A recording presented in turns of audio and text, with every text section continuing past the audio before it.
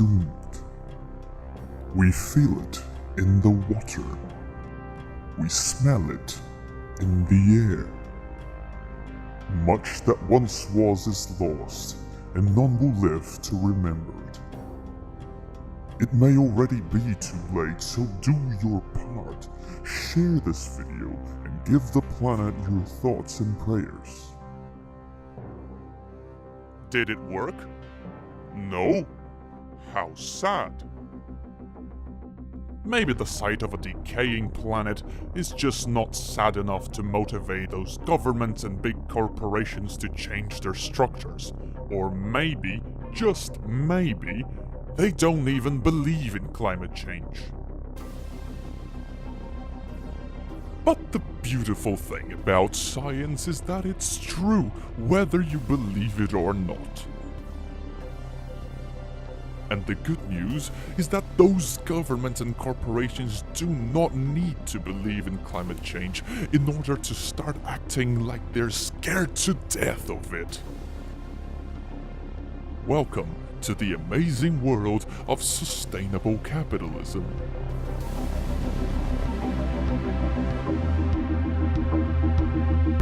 Sustainable capitalism tells us that the best way to make more money is to preserve the planet.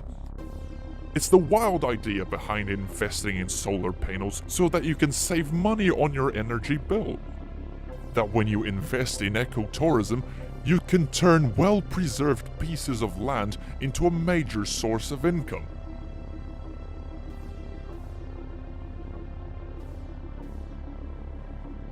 In the long term, environmentalism will mean the difference between falling into bankruptcy and prospering. The University of Otago in New Zealand is at the starting point of it all, doing research.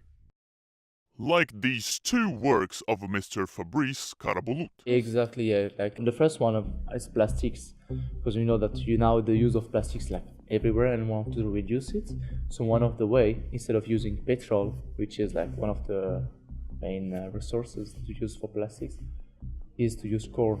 The idea is that the rise of prices of petrol due to availability will raise the price of the products we make from them, like plastic and fuel. The second one is hydrogen production for motors and new fuel cells. Now, the big problem with sustainable fuels is that they are usually very expensive to make. So I asked Fabrice, what is the raw material of this production? It's just in the water.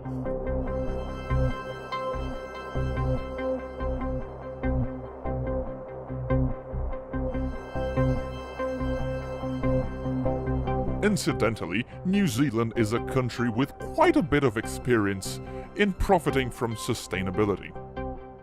Since the production of the Lord of the Rings trilogy, the country has been brought to the world spotlight for its breathtaking nature.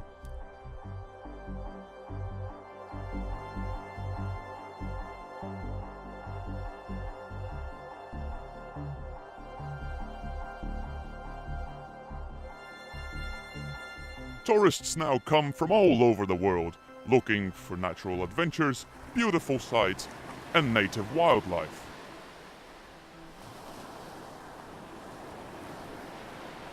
Neil Haraway has worked for many years with the production of science and natural history documentaries, and now he has another interesting job: tourism.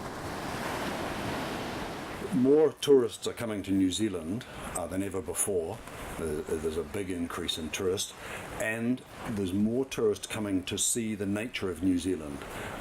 Surveys were done, and about 10 years ago, maybe 1/3 of people came with nature as a priority, and the most recent survey showed that about half of the tourists now are coming to see sort of clean, green New Zealand or wild New Zealand. They've estimated some time ago, $100 million are earned from ecotourism just in the Dunedin region alone.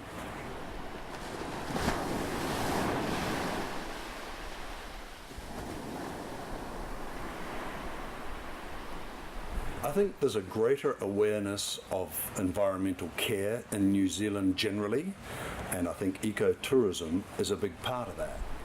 The big question remains. It's all too well if you already run a tourism business, but how economically viable is it to start it from scratch? It can be economically viable. I mean, it's a challenge if there's not much tourism anyway, so if you're starting from a low base, it's really hard to get the ball rolling. So it needs a few dedicated people, as pioneers, but that's happened. I think there's been examples of people changing career, if you like, from maybe fishermen to taking tourists out to see the wildlife. Instead of logging or farming, I think people now are involved in taking tourists out into the forests, onto their farms.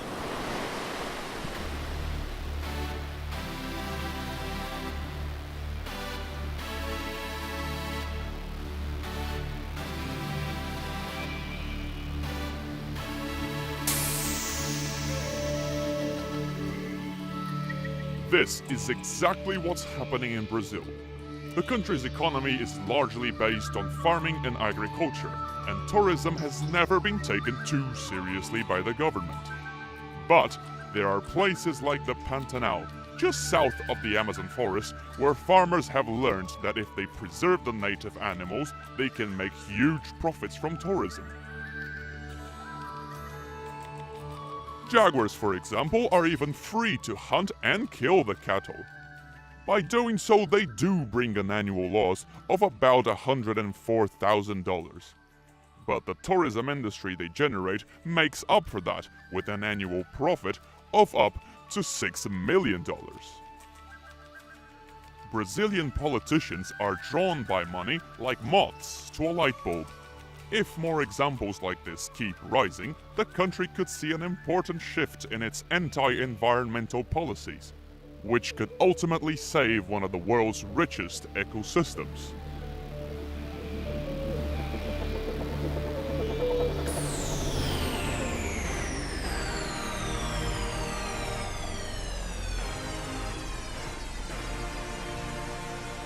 Ecotourism is just one example of a profitable and yet sustainable market. But it shows that capitalism is not an enemy of Earth's nature. Quite the opposite. Companies like Tesla, for example, have some of the highest stock market values because investors know that they are the future. Sustainability is now becoming a positive trait in the natural selection of economy.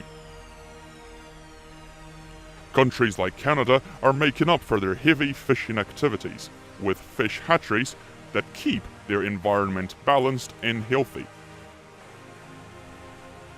Every year, these fish swim from the ocean back into the same river where they were born, to spawn in the very same spot where they once hatched. This is when the hatchery workers capture them, just as they are about to lay their eggs. The newborn fish are raised in safe enclosures. This way, their chances of survival are increased dramatically, effectively restoring balance to the salmon population.